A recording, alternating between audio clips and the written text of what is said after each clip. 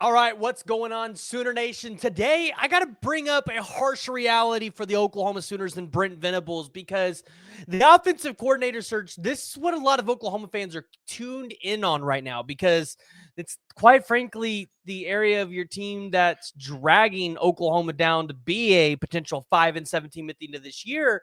And a lot of people are looking at it and saying if Brent Venables doesn't get the hire right, he's probably gone next year. And while I'm not here to discuss that today, I do want to discuss the reality that, this probably isn't the best year to be going out there and hiring an offensive coordinator. If you're Oklahoma, you have to compete with another blue blood in Florida State for a lot of these top offensive coordinator hires. And I just don't think that the pool of talent this year is necessarily the pool of talent that we would have had in many other years, because I think there's a lot of these offensive coordinators that are going to go out there and probably find head coaching jobs. Now, I want to talk about a candidate that I have kind of brought up a little bit. I've seen some of you guys jumping in the comments and dropping this name as well.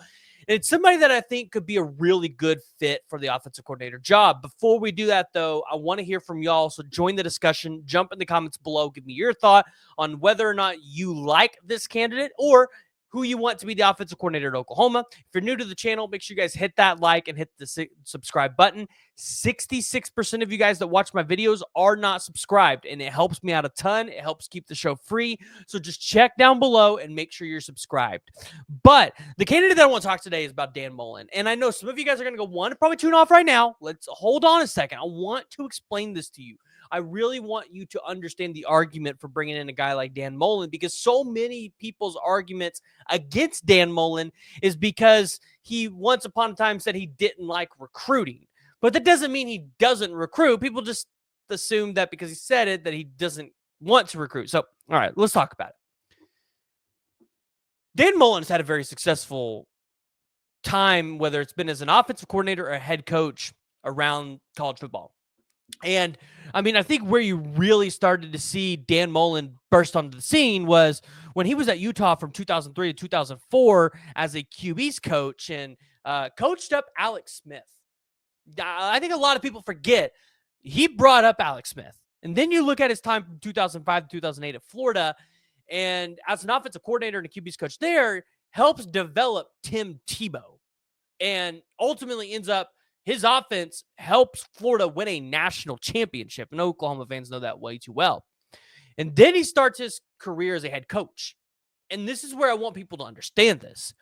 From 2009 to 2017, he was the head coach at Mississippi State. This is not a program historically that in the SEC is a powerhouse. And not every year was Mississippi State a powerhouse while he was there. But in the first rendition of the college football playoff rankings, he had Mississippi State that first week at number 1. You guys remember that? They were 9-0 before they had faced number 5 Bama at Alabama, and they lost that game 25-20. And then if you guys remember who his quarterback was that year, Dak Prescott. And Dak Prescott has had a very successful career in the NFL, regardless what you believe or don't want to believe.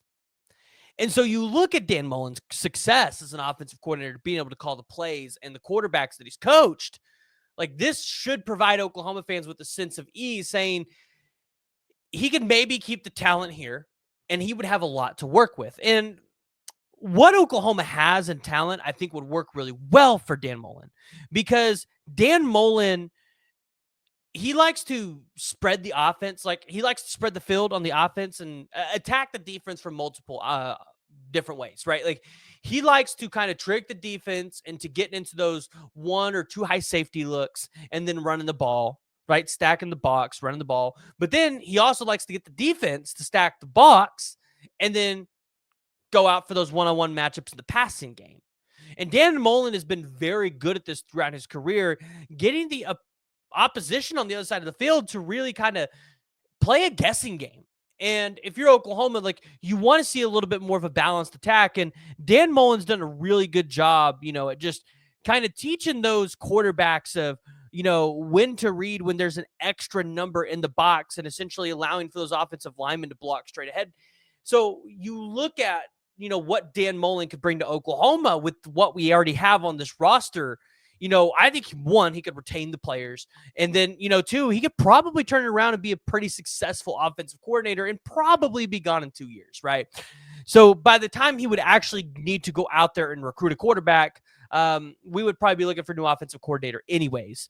But then you look at 2018 to 2021, and I think this is where a lot of Oklahoma fans go, well, this is where I don't want Dan Mullen, because this was when he kind of got done with the recruiting. But his first 2 years at Florida, he won 10 games. And if you remember, he finished in that, I believe it was the 2019 year, as the number 7 overall team in the college football playoff rankings. So he had Florida relevant again. That's something Florida really hasn't been able to say. And then, in 2020, I think you started to see a little bit of a fall off.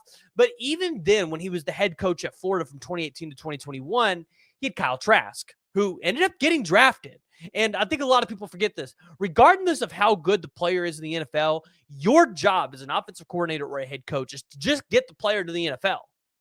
What they do from there, how they're developed from there, that's not on you. Your job is to get them there. Once you get them there, it's all on them. And he did a really good job at getting players to the NFL. Look at Kyle Pitts. And remember, Dan Mullen has a little bit of history with tight ends. He was a tight end from 1992 to 1993. So he has a little bit of history there. And so I look at it and I say, although Dan Mullen probably isn't the number one guy on my board, I look at some of the quarterbacks that he's developed, and I see some similarities in terms of the quarterbacks that are already in this room with Jackson Arnold and Michael Hawkins. You look at a guy coming in like 2026 and Jaden O'Neal. You kind of see the similarities between some of the quarterbacks that he's coached and some of the quarterbacks that Oklahoma has or is going to end up having.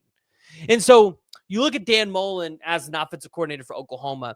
It's not the home run hire. It's not the hire that everybody's going to go, oh my gosh, right? But I also want to preface and say this. Not everybody liked Lincoln Riley being hired when he was pulled from Eastern Carolina. Because sometimes those small names, right, the people that are super invested, they understand. The people that are casuals, that are watching college football, they're watching Oklahoma football, they want the big names, but they don't want the big names that I guess can't recruit. So I look at Dan Mullen as an offensive coordinator for Oklahoma.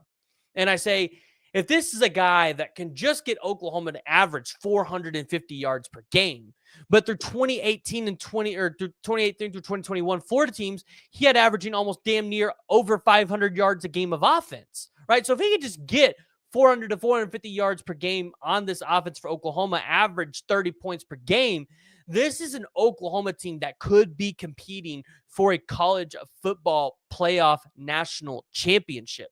That's what we're talking about. That's all Oklahoma fans ask for. So the harsh reality is you look at a guy like Mike Shanahan, probably going to get a head coaching job.